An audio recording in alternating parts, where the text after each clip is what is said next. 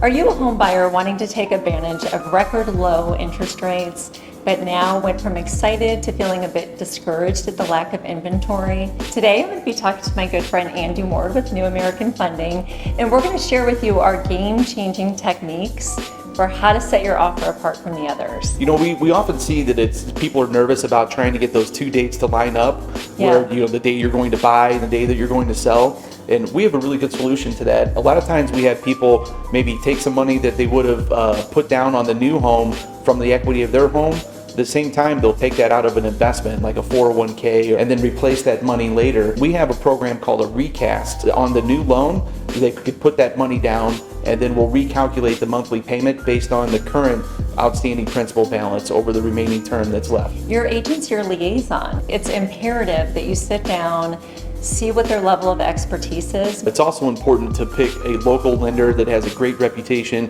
in the real estate community for closing on time. Think of having a short video sent over to the sellers, telling a little bit about yourself or perhaps a handwritten note.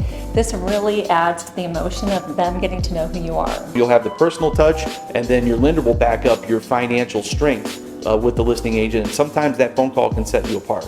I've been doing this for 23 years, but not every loan officer out there has, and there's been many a time a listing agent has seen someone go under contract and then later get turned down. If you cooperate fully with your lender and give them all of your documents up front, we can send that to an underwriter that again makes your offer stand out. One trend we're seeing a lot of is removing appraisals and inspections altogether. There's a lot of risk that can be involved in this. If you want something that's a little less risky, you can consider offering to pay some of the seller's closing costs. You can pay up to a certain amount of inspections. One other thing that can really help you to get under contract is offering a large amount of earnest money.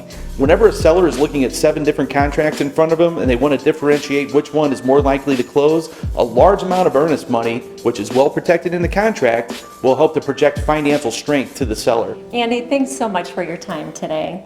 We hope that you found this information helpful. Feel free to subscribe and like, and I'd love to know any topics that I can help with in the future.